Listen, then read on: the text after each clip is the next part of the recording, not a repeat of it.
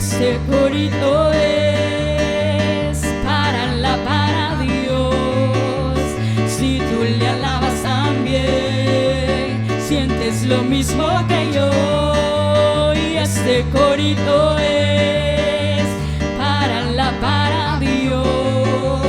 Si tú le alabas también, sientes lo mismo que yo.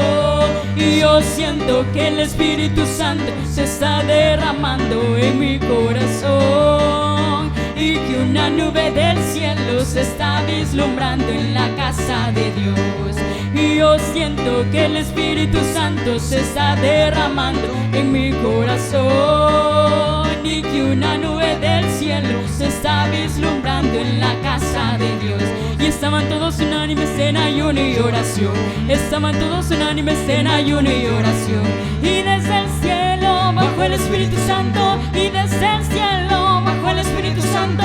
Espíritu Santo, lléname. Lléname. Espíritu Santo, lléname. Lléname de tu amor. Espíritu Santo, lléname. Lléname. Espíritu Santo, lléname. Lléname de tu amor. Con unas 7 vueltas el muro se cayó. y con unas 7 vueltas El muro se cayó. y con unas 7 vueltas El muro se cayó. y con unas 7 vueltas El muro se cayó. El muro se cayó, el de Jericó. El muro se cayó, dando gloria a Dios. Y el muro se cayó, el de Jericó. El muro se cayó, dando gloria a Dios. Y con un brinquito, con un brinquito, con un brinquito, el muro se cayó.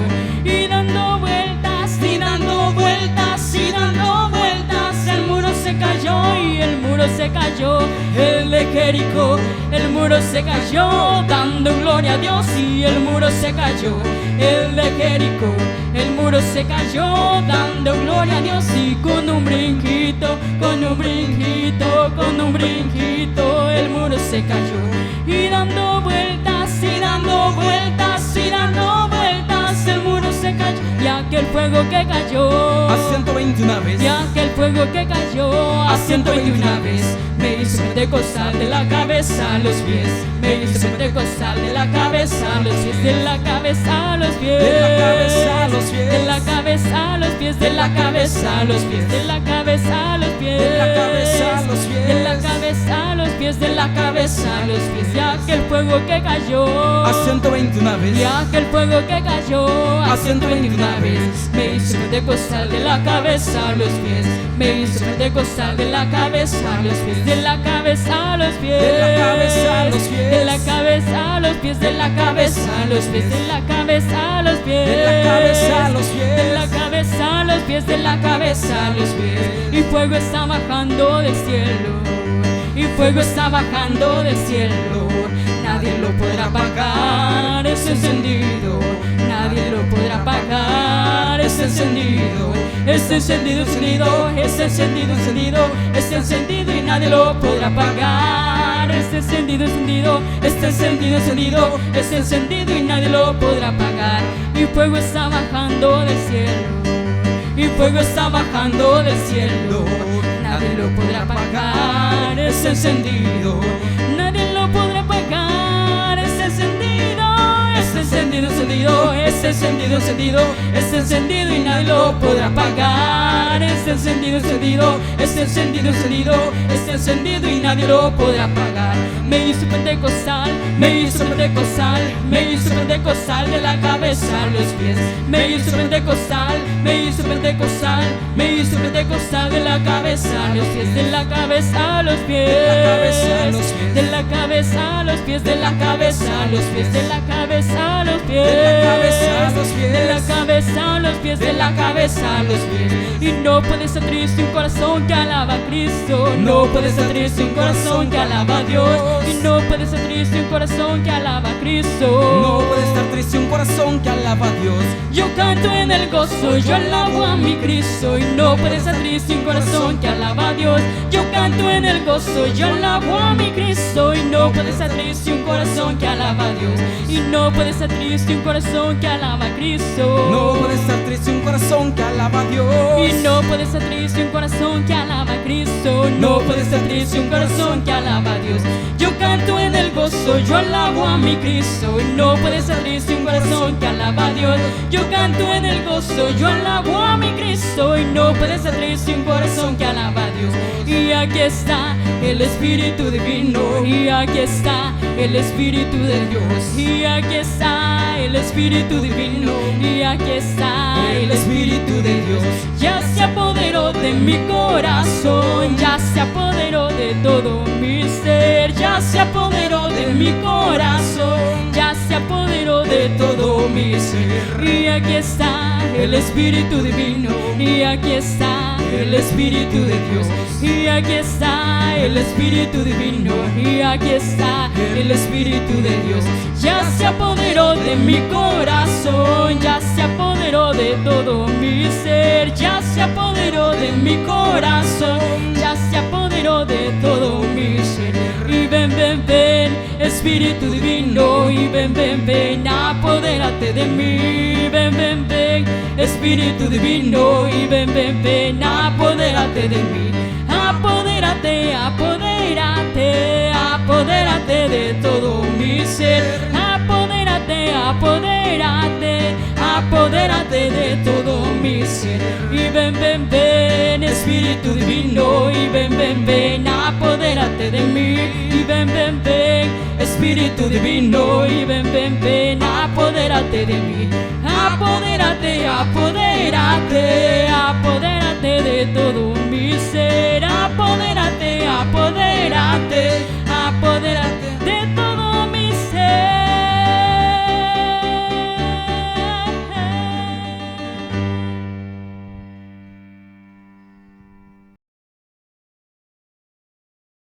Dios les bendiga, hermanos, en el nombre del Señor Jesucristo.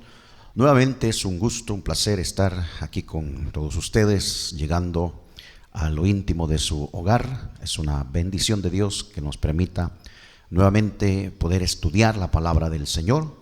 La Biblia dice: no solo de pan vivirá el hombre, sino de toda palabra que sale de la boca de Dios. Así que en esta ocasión se ha llegado el momento de alimentarnos con la palabra bendita del Señor.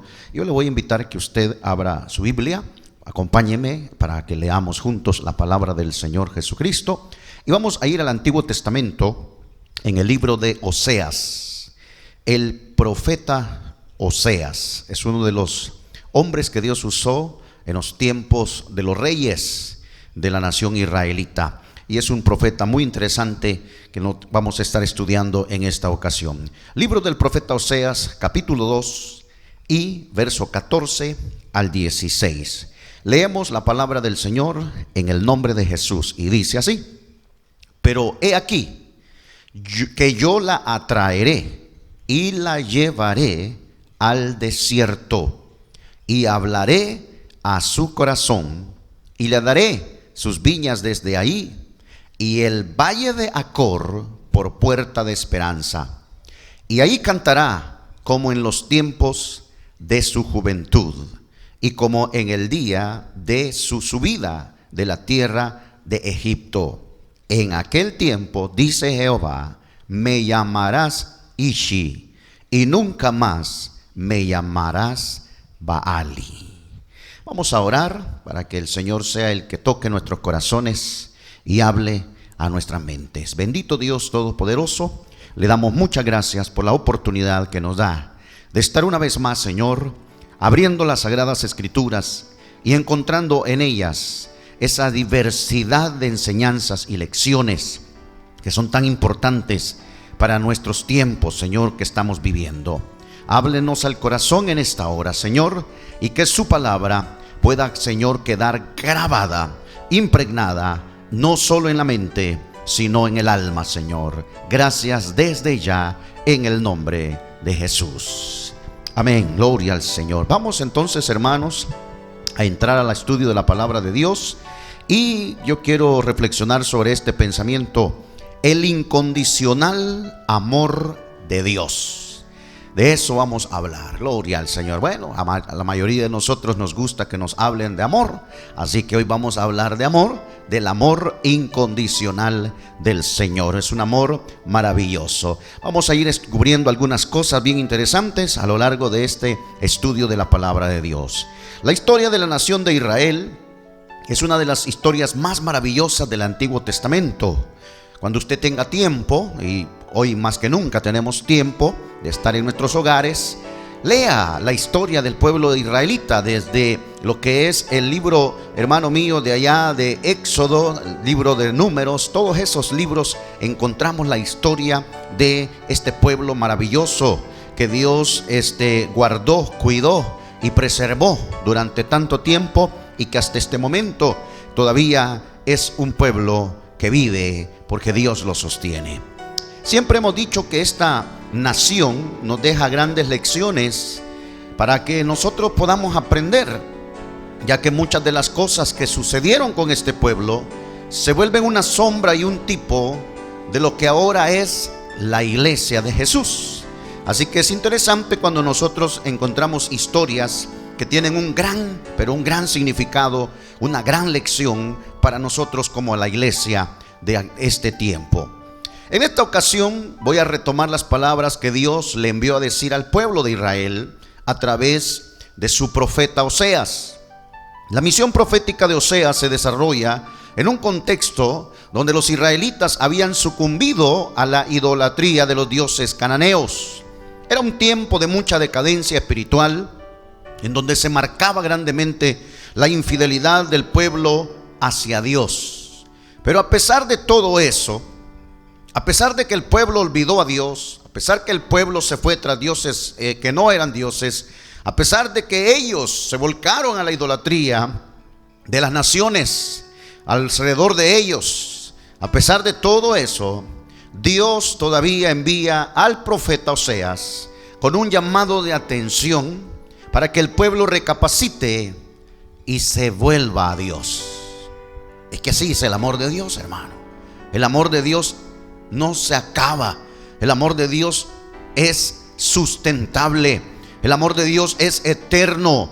Es un amor incondicional. A pesar que el pueblo le había dado el rostro, le había volteado la cara, le había dado la espalda, todavía Dios seguía usando profetas para hacer llamado de atención a la conciencia de estos personajes. En este capítulo 2 que nosotros hemos leído, encontramos algunas cosas muy interesantes y yo quiero resaltarlas en esta ocasión para que nosotros aprendamos lecciones bien importantes de lo que estaba sucediendo con el pueblo en aquel momento. Aquí el profeta pone al descubierto el proceder y la conducta del pueblo israelita hacia Dios, usando una alegoría del matrimonio en el cual el esposo es Jehová y la esposa es el pueblo de Israel. El profeta dice que Israel, teniendo su esposo, quien la cuidaba, la proveía, le había enriquecido de todo bien, aún así le es infiel. Sí, Israel le fue infiel a Dios. La Biblia denota la infidelidad de Israel yéndose tras otras religiones, tras otros dioses que no eran dioses.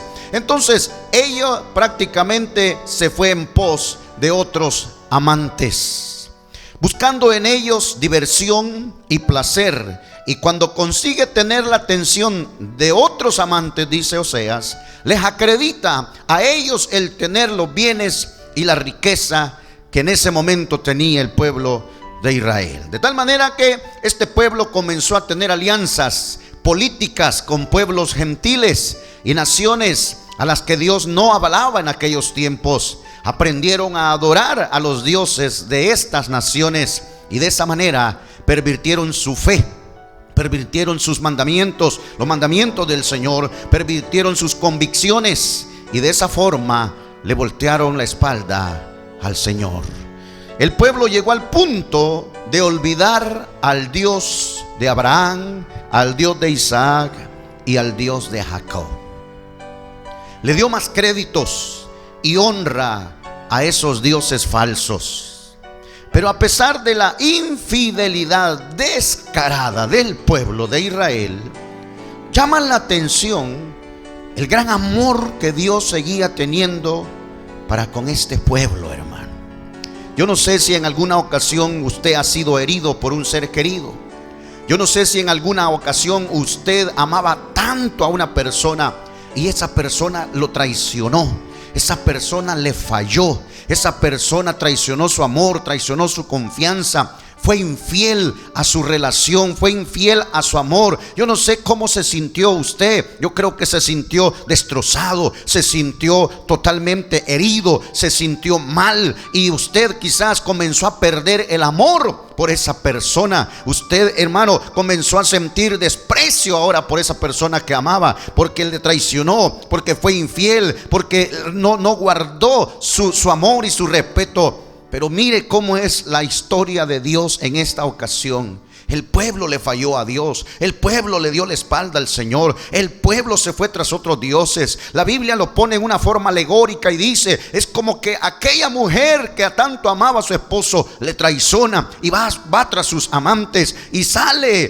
tras ellos. Pero Dios, aún a pesar de todo, muestra su amor para con este pueblo.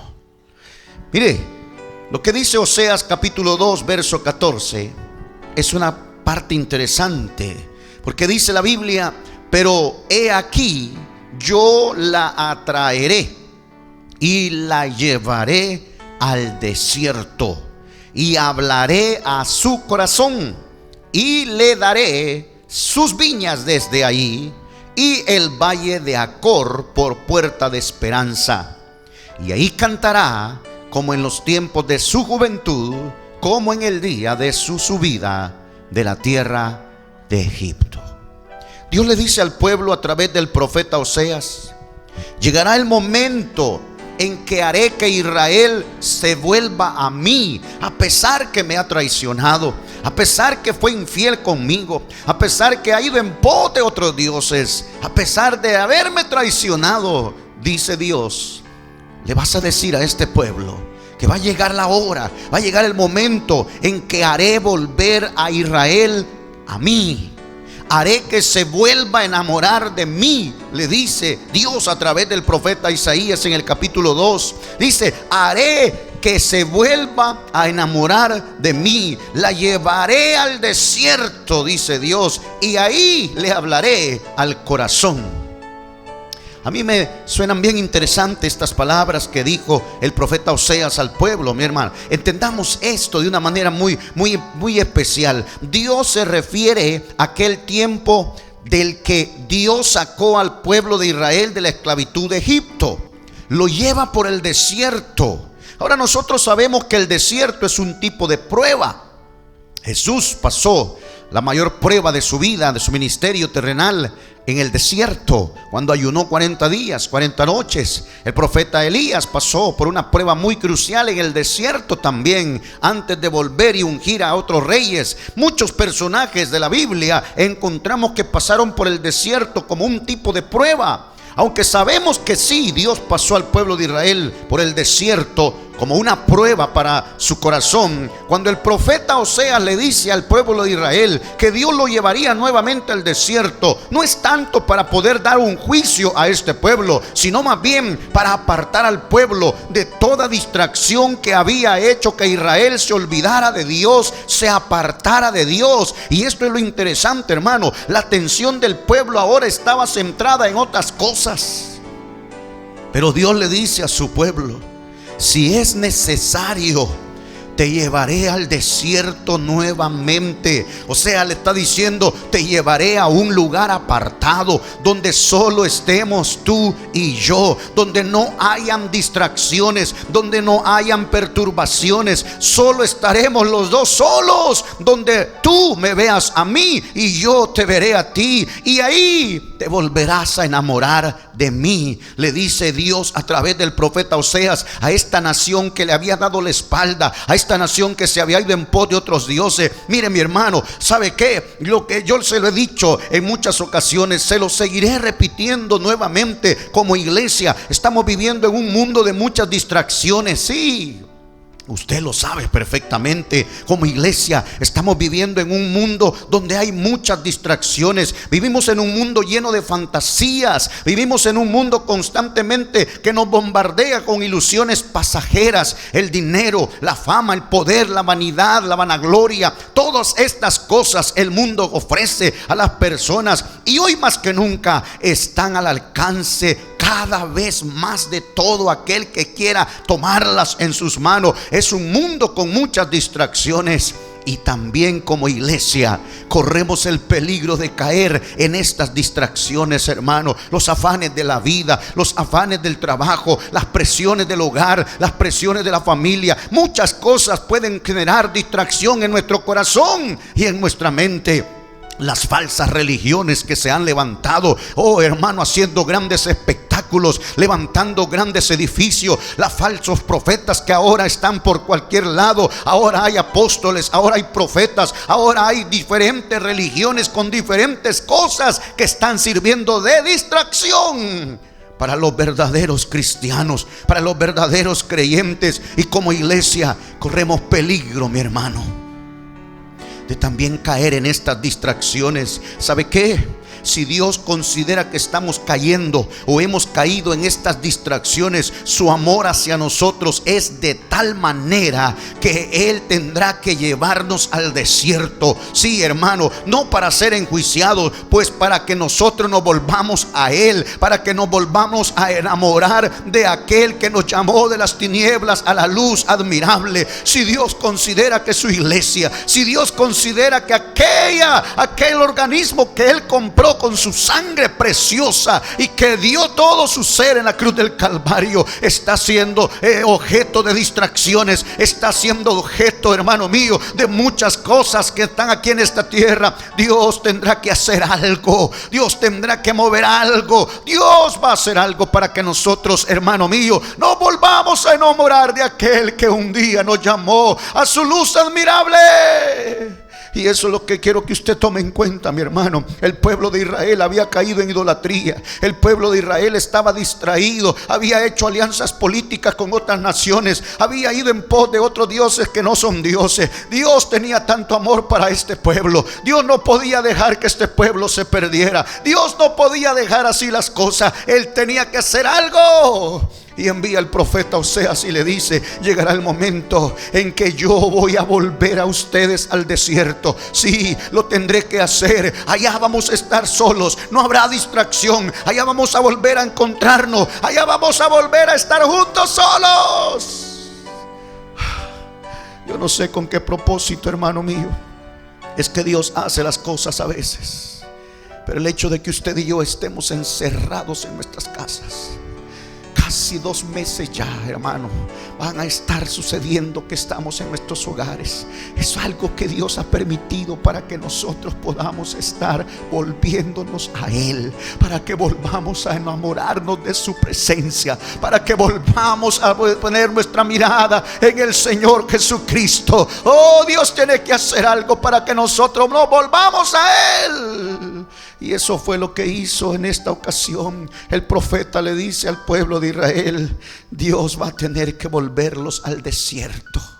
Sí, aquel tiempo donde salieron de Egipto, le dice el profeta, donde solamente estaba usted y Dios, donde solo estaba el pueblo y Dios, donde dependían de Dios completamente. Pero hay otro detalle más que Isaías les muestra a este pueblo en este capítulo 2, verso 15. Mire lo que dice este versículo: y le daré sus viñas desde allí, y el valle de Acor por puerta de esperanza, y ahí cantará como en los tiempos de su juventud, y como en el día de su subida de la tierra de Egipto. Entendamos esta parte, hermano. Mire, le daré sus viñas desde allí. O sea, los bendeciré, le está diciendo Dios al pueblo. Los prosperaré, los engrandeceré desde ahí, sí, desde el desierto.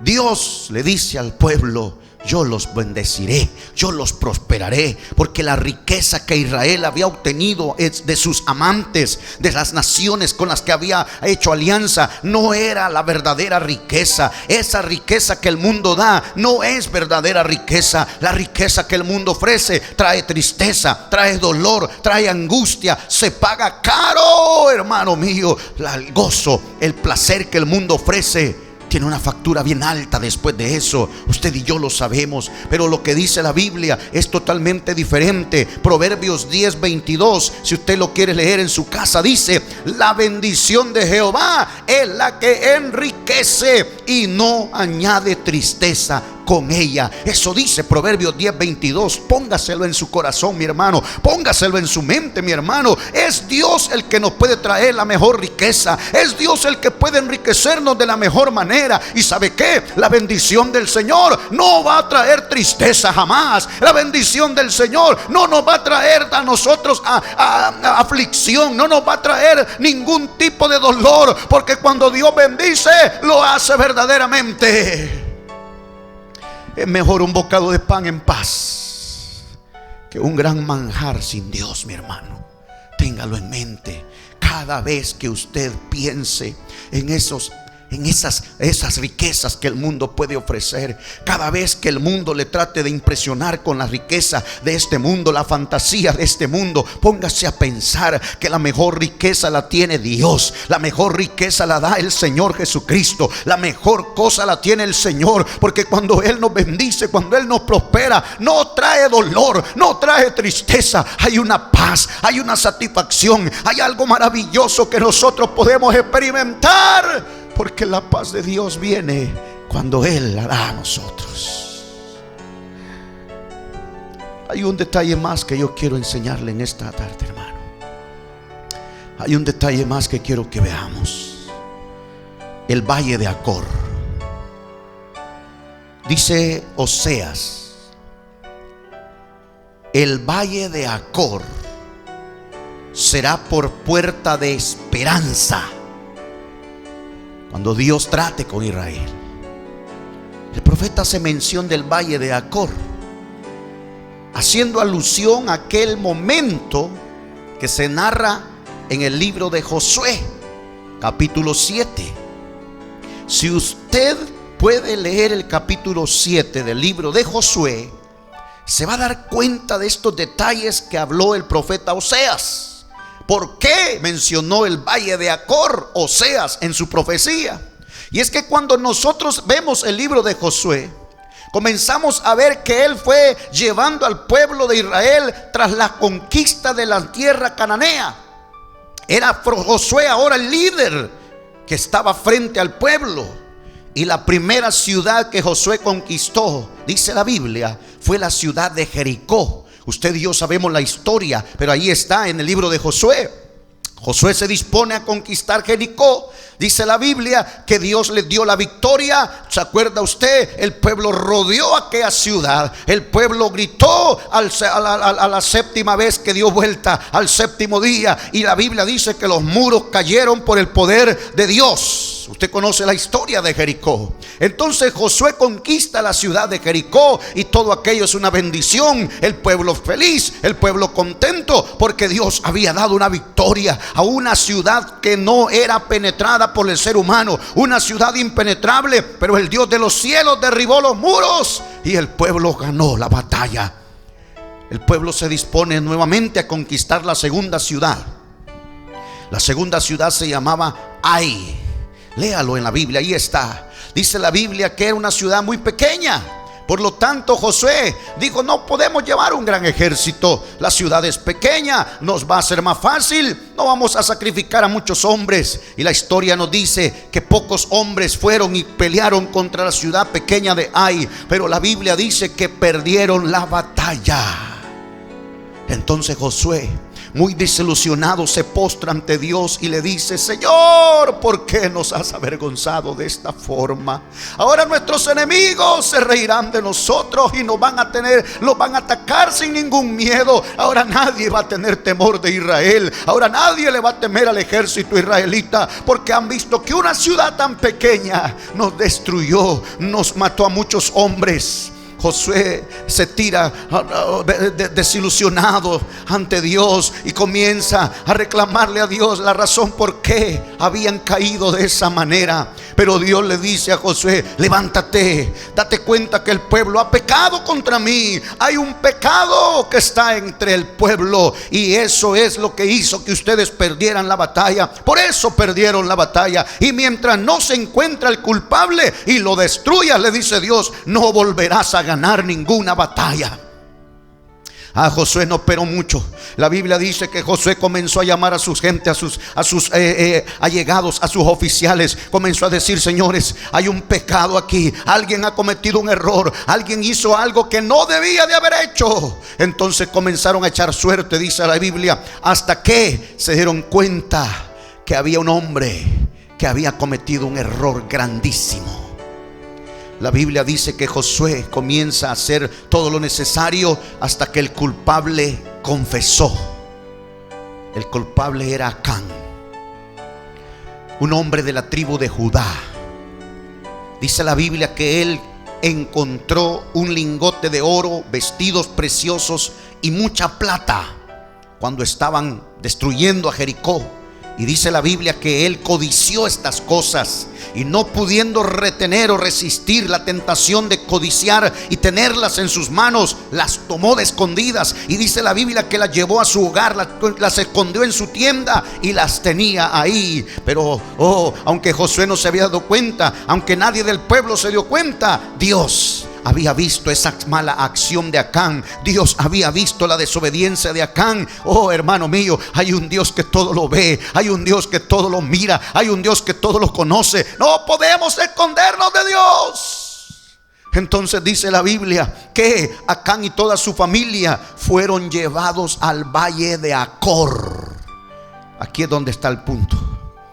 Dice la Biblia que Josué llevó a Acán y a la familia al valle de Acor. El valle de Acor significa turbación o valle de los problemas. Ahí llevaron a Acán y a su familia. Y dice la Biblia que Dios le ordenó ahí a Josué tomar piedras y apedrear a Acán y a su familia por haber cometido este pecado. De tal manera que el pueblo tomó piedras y apedreó a este hombre ahí en ese lugar. O sea que ahí fue juzgado el pecado de Acán, hermano, en ese valle de Acor.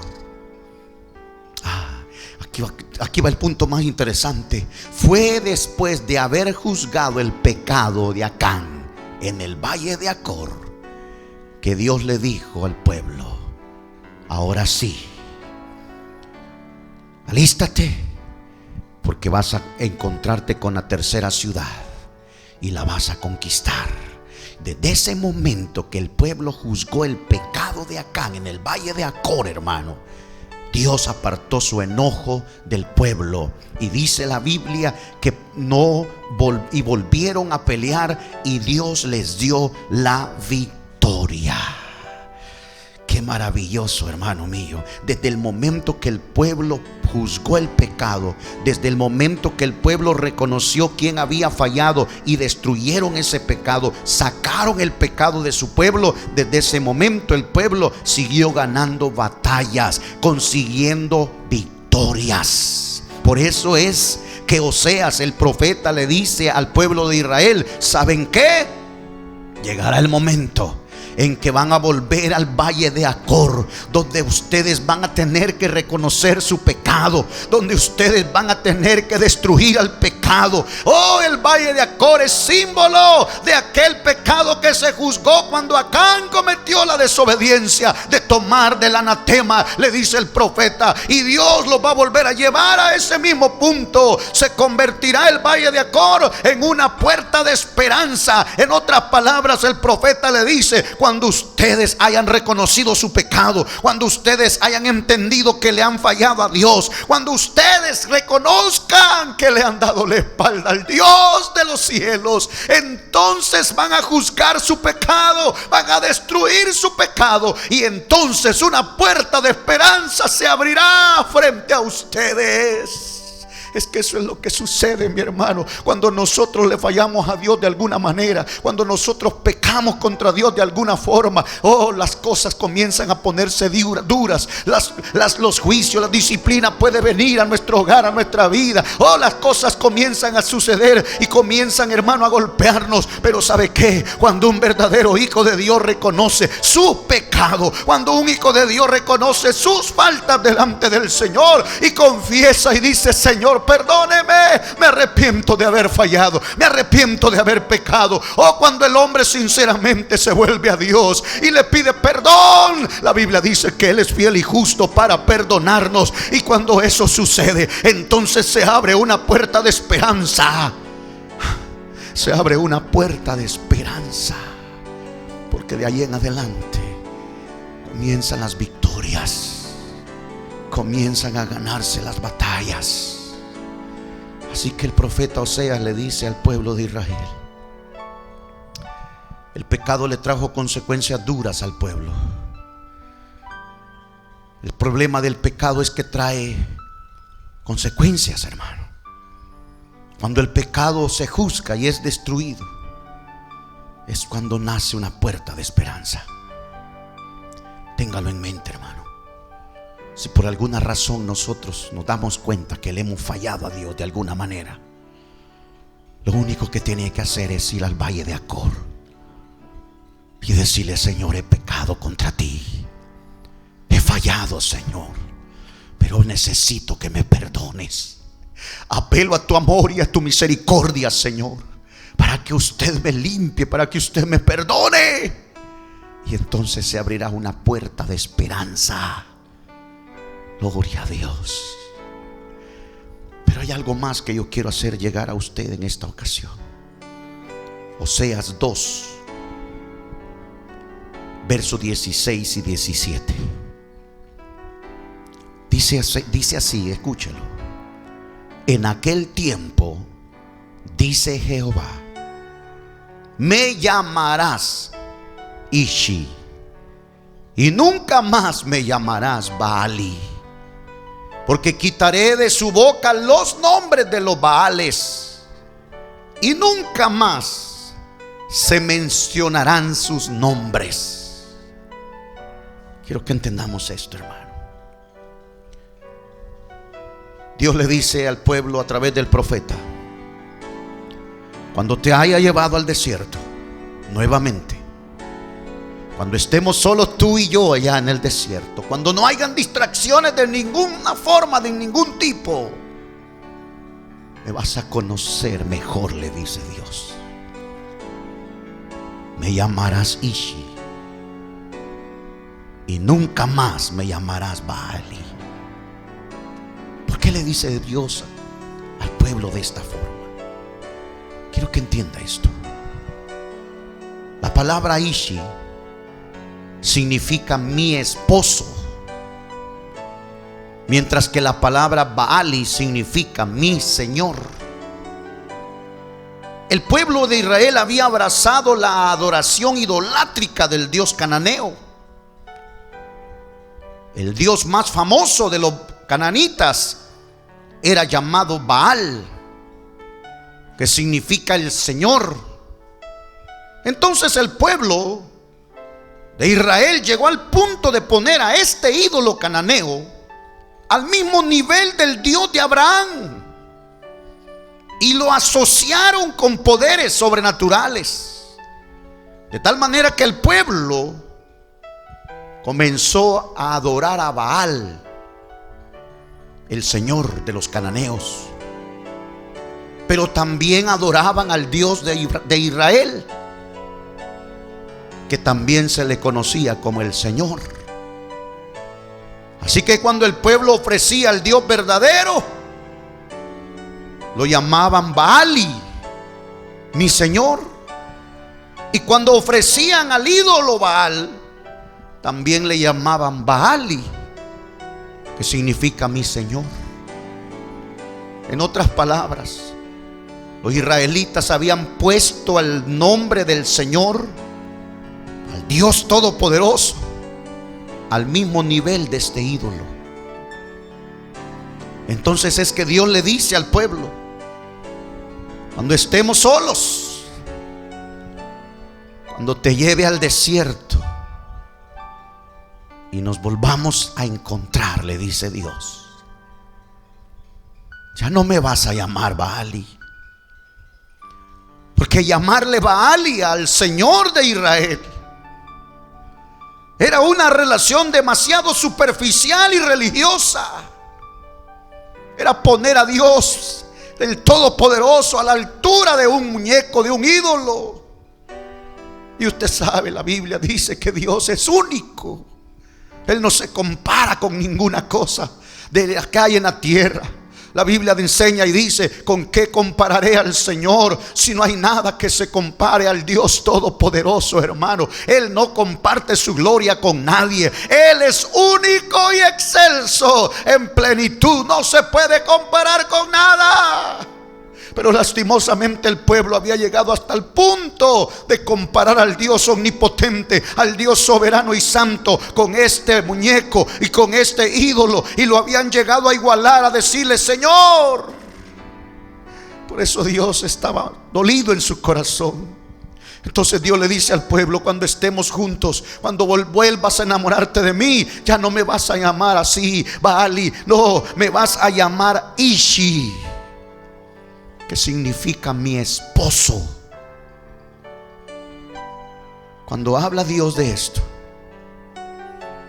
cuando se habla del esposo, se habla de una relación de matrimonio entre esposa y esposo, una relación íntima, una relación más personal, que está basada en el amor. Y sabe que el amor es la expresión más elevada y sublime de la familia. Cuando hay amor, hay paz. Cuando hay amor, hay respeto. Cuando hay amor, se practica la fidelidad. Cuando hay amor, se perdona. Cuando hay amor, hay compasión. Usted lo sabe. Esa es la relación que Dios quiere tener con el pueblo de Israel en ese momento. El pueblo había llegado al punto de tener una relación superficial con Dios. Lo habían igualado a cualquier cosa de esta tierra.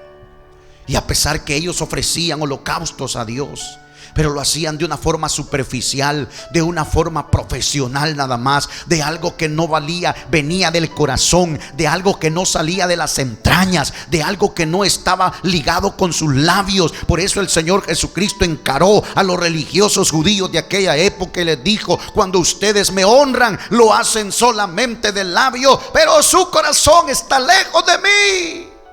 Dios no quiere una relación así con nosotros. Oh hermano, yo le quiero decir en esta hora: Dios no quiere una relación superficial con nosotros. Jamás Dios ha querido una relación superficial. Por eso fue que Él ideó el plan de la encarnación. Por eso es que ese Dios eterno y sublime, sempiterno, invisible, incorpóreo, por eso ideó ese plan maravilloso de la encarnación. Dios mismo se manifestó en carne. ¿Sabe por qué? Para poder venir a tener la altura de nosotros, para considerarnos a nosotros, para poder vernos cara a cara a nosotros, para poder estar al mismo nivel de sentimientos y emociones de nosotros. Él quería estar en una relación más estrecha con nosotros. Él quería tener una relación más estrecha con su creación. Por eso es que Él se manifestó en la carne. A Él no le costaba nada. Él es todopoderoso. Salvar al hombre sin venir a la tierra. A Él no le costaba nada eso, deshacer al hombre de la humanidad y todo lo que había y volver a ser hombre perfecto. Pero Él vino a tener una relación con sus creaciones. Y esto es importante que usted lo tenga en mente hoy, esta hora, hermano. Dios quiere una relación personal, íntima con nosotros. La relación que está basada en el amor. Le dice Dios al pueblo: no me llame Baali. Baali es cualquier señor de esta tierra. Pero si tú me llamas Ishi, si tú me ves como tu esposo, le dice Dios, si tú me ves como tu marido, Esa relación sí tiene una relación de amor. Esa relación está basada en lo más sublime y más grande, que es el amor. Por eso es que Dios le dice a este pueblo estas palabras. ¿Se acuerda de las preguntas que Jesús le hizo a Pedro después de haber resucitado? Pedro, ¿me amas? Usted conoce la respuesta de Pedro: sí, Señor, tú sabes que te amo. Pero otra vez le dice: Pedro, ¿me amas? Señor, tú sabes todo. Pero una tercera vez, usted sabe lo que significa el número 3. Es el número de la perfección del carácter. La tercera vez que el Señor le pregunta a Pedro: ¿me amas? Pedro no pudo resistir más y le dijo: Señor, de nada sirve esconder o decir algo que no lo siento, porque tú me conoces, tú sabes si te amo o no te amo. Dios conoce todo, hermano, y Él sabe si lo amamos de corazón o nuestra relación con Él solamente es porque nos bendice, porque nos provee, porque nos cuida, porque nos libra, porque nos ha dado esto. No, Dios sabe perfectamente cuál es el amor que le tenemos nosotros a Él. Cuando se ama, se respeta. Cuando se ama, se es fiel. Cuando se ama, se perdona. ¿Sabe qué dijo Mateo en el capítulo 7, verso 21? No todo el que me dice Señor, Señor, entrará en el reino de los cielos, sino el que hace la voluntad de mi Padre que está en los cielos. Muchos me dirán en aquel día: Señor, Señor, ¿no profetizamos en tu nombre? Y en tu nombre echamos fuera demonios, y en tu nombre hicimos muchos milagros. Y entonces le declararé: nunca os conocí, apartaos de mí, hacedores de maldad. Se lo vuelvo a repetir, mi hermano. Dios no quiere una relación superficial. Dios no quiere que solamente le digamos: Señor, Señor, dame. Señor, Señor, cúmpleme. Señor, Señor, te pido. Dios no quiere esa relación. Dios quiere una relación más intensa, más personal. Dios no quiere que lo comparemos con cualquier cosa de esta tierra. El pueblo de Israel había llegado al punto de llamarle Señor a ese muñeco. Lo habían igualado al Dios Todopoderoso. Pero Dios no tiene comparación con nadie. Jesucristo es único, de tal manera que Él quiere que nosotros lo veamos con ese amor que Él nos amó primero a nosotros. Cuando nosotros le amamos de todo corazón, nos duele cuando le fallamos. Cuando nosotros amamos de todo corazón a Dios, nos sentimos mal cuando le fallamos. Lloramos cuando pecamos contra Él. Sentimos un dolor grande por haberle fallado. Pero eso es cuando lo amamos. Cuando el ser humano no ama a Dios, peca deliberadamente y no se duele en su ser. Pero Dios no quiere esa relación. Iglesia, le voy a decir una cosa. Dios quiere que nos volvamos a Él, y que las distracciones de este mundo no nos quiten la relación que debe de haber entre Dios y nosotros. Cuántas cosas en este mundo nos puedan haber distraído. Cuántas cosas en este mundo nos pueden haber quitado la mirada de Dios. dinero, placeres, entretenimientos. Póngale cualquier cosa ahí. Si hay algo que había distraído nuestra mirada de Dios,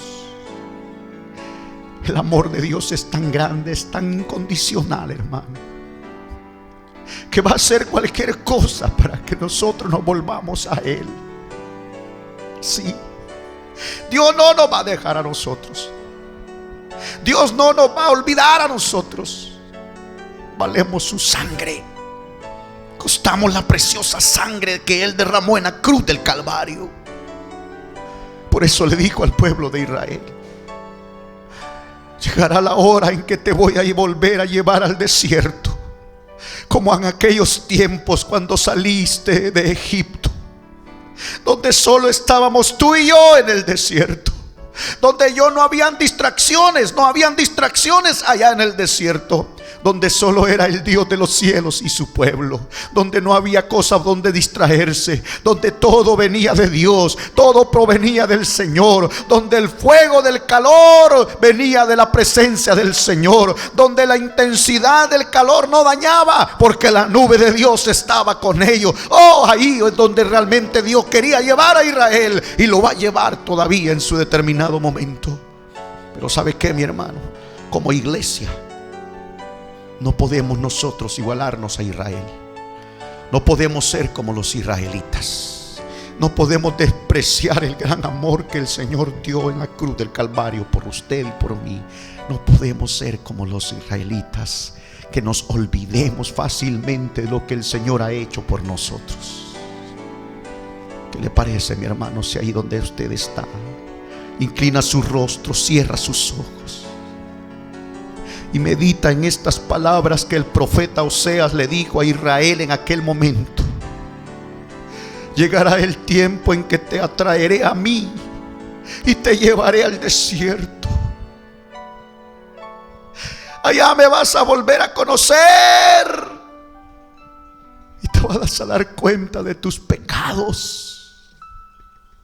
Te llevaré al valle de Acor para que te juzgues a sí mismo, para que juzgues tu pecado y lo destruyas, y una puerta de esperanza se abra ante tus ojos. Ya no me vas a llamar Baali, le dice Dios. Vas a decir Ishi, mi esposo, mi marido.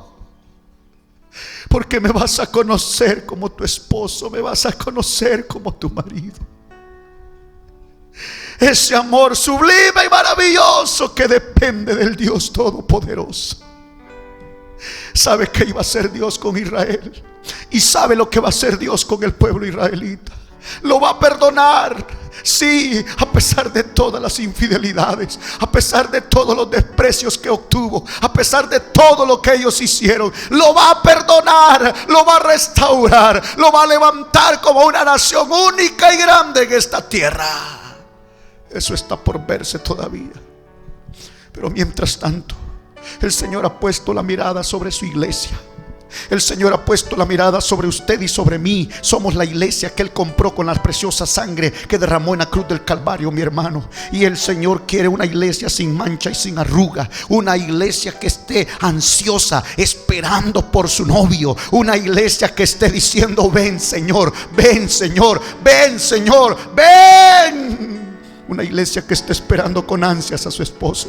Una iglesia que ame al que lo amó primero. Una iglesia que todavía ame de todo corazón al Dios Todopoderoso. Él es fiel y justo para perdonarnos, dice la Biblia. Vamos a orar. Padre bueno, gracias le damos por esta palabra que ha venido a nuestros corazones esta ocasión.